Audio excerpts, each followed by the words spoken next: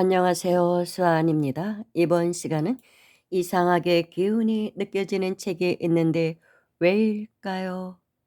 이 내용은 우리나라 선도의 대표적인 선지식 김태영 선생의 선도 체험기에서 발췌했습니다. 한 수행자가 김태영 선생께 질문을 합니다. 선생님, 저는 책방에 가면 이상하게 기운이 느껴지는 책이 있습니다. 그래서 그 책을 구입해서 읽으면 반드시 사기를 잘했다는 생각을 하고는 합니다. 그 책들을 통해 많은 공부를 하기 때문이죠. 선생님의 책도 그렇게 해서 만나게 되었습니다. 그런데 이런 현상은 왜 일어나는 것입니까? 그 책에서는 본인의 뇌파와 일치하는 파장이 발산되고 있기 때문입니다. 마치 전기가 통하는 전선에 손이 닿으면 감전이 되는 것과 같은 이치이지요. 그리고 텔레비전에서 다이얼의 파장에 일치되어 소리가 나고 화면이 뜨는 것과도 같습니다.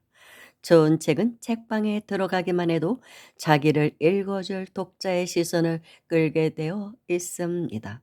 읽어보고 책에 쓰인 대로 직접 체험을 해보고 나서 좋은 성과를 얻으면 확실히 좋은 책입니다. 수련이 진전되어 기감각이 예민해지면 좋은 책에서는 기운이 발산되는 것을 느낄 수 있습니다. 그런데 선생님, 가치관 도반은 그 책에서 아무런 느낌도 느낄 수 없다고 합니다. 이는 왜죠? 그 도반은 아직 그것을 받아들일 만한 준비가 되어 있지 않았기 때문입니다. 그렇다면 그 파장의 정체는 무엇입니까? 진리입니다.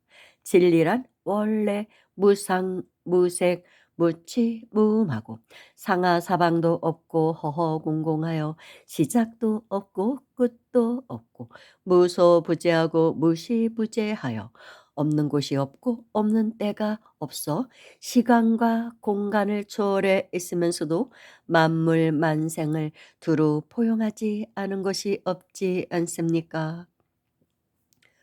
그런데 어떻게 진리를 기운으로 느낄 수 있다는 말씀입니까? 진리는 필요할 때는 무엇으로도 그 존재를 드러낼 수 있기 때문입니다. 쓰임은 변하되 본바탕은 변하지 않습니다. 이것을 천부경에서는 용변부동본이라고 합니다. 실예를 들면 진리는 기, 빛, 열, 화면 그 밖에 어떤 것, 어떤 매체로든지 그 존재를 드러낼 수 있습니다. 그렇다면요, 책에서 그러한 느낌을 받을 수 있는 것은 그 책에 진리의 기운이 흐르고 있다는 얘기가 되는가요? 그렇습니다. 책에 쓰인 내용이 진리를 있는 그대로 밝혔을 때는 낮은 땅에 물이 고이듯 그 책에도 진리의 기운이 고이게 됩니다. 이처럼 모였던 기운이 외부로 발산하게 되는데 이때 수행이 진전되어 그 기운과 주파수가 맞는 사람을 만나면 상호 감흥을 일으키게 됩니다. 매우 중요한 부분이죠. 수행이 진전되어 그 기운과 주파수가 맞는 사람을 만나며 상호 감흥을 일으키게 된다는 말입니다. 그럴 때는 책 자체가 진리를 전파하는 매개체가 됩니다.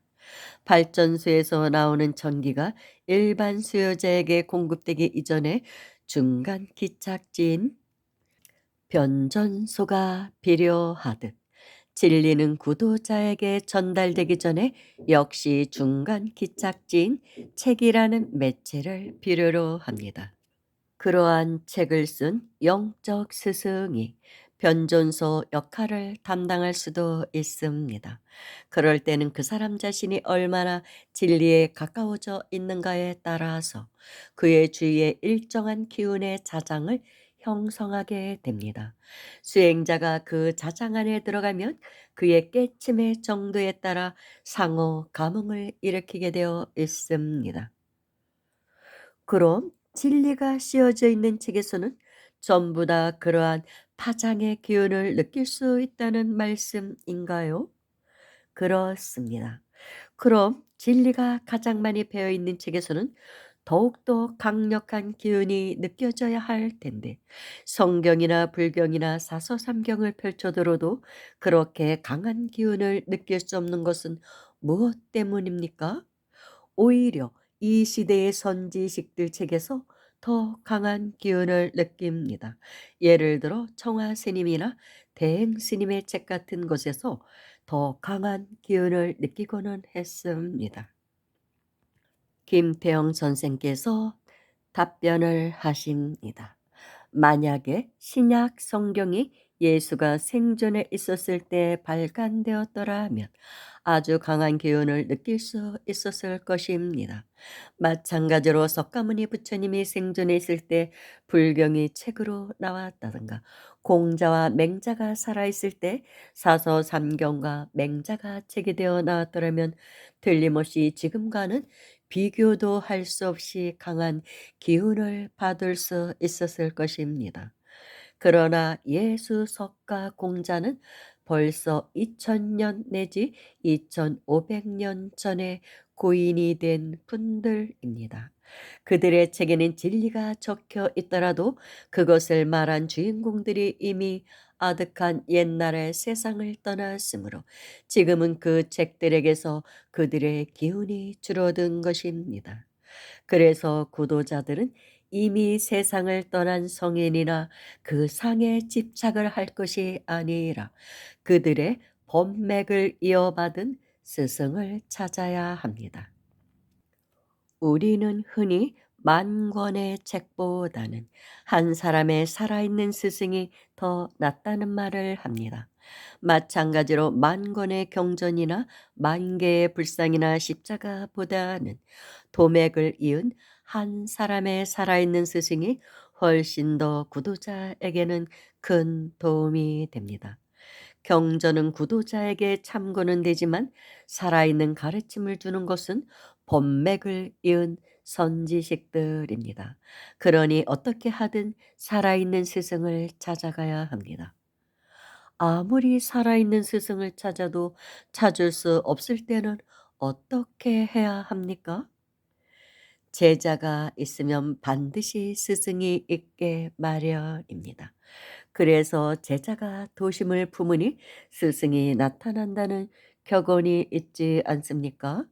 지극정성으로 구하면 반드시 찾게 되어 있습니다. 두드리는 자에게 문은 열리게 되어 있습니다.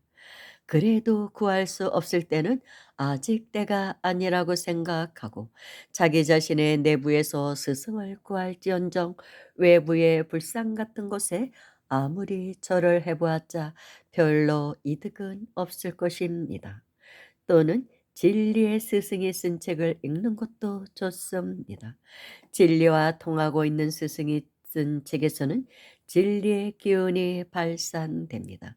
그 때문에 독자는 그 책을 읽는 동안에 자기도 모르는 사이에 진리의 기운에 감화되어 저절로 수련이 되는 겁니다. 그렇다면 불상에 절하고 십자가 앞에서 예배하는 가장 보편적인 현행 종교 행위를 어떻게 설명해야 합니까? 그것은 그것대로 또 존재 이유가 있습니다. 아직 구도자가 되기 이전에 단순한 종교인에게는 불상이나 십자가 같은 것이 필요한 때도 있다는 얘기입니다. 유아들에게 인형이 필요하듯이 초기 신앙인들에게는 아무것도 없는 곳에서는 마음이 산란하여 정신 집중이 되지 않으므로 신앙의 구심체 역할을 하는 불상이나 십자가가 하나의 방편으로 사용될 수도 있습니다. 그러나 경계해야 할 것은 이것이 어릴 때부터 습관화되고 중독되어 중독되어 그런 것 없이는 정서가 안정이 안 되는 경지에 이르면 좀 곤란해집니다. 그것은 방편이 목적으로 둔갑해 버릴 수 있기 때문이지요. 마치 다 자란 뒤에도 인형놀이에서 벗어날 줄 모르는 어른처럼 되어버리면 곤란한 일이 아니겠습니까? 몸은 이미 커졌는데 어릴 때 입던 옷을 고집한다면 그 사람은 그 옷에 구속당하게 됩니다. 이처럼 방편에 구속되어 버리면 곤란한 일이 되겠지요. 이번 시간은 여기서 마칩니다. 감사합니다.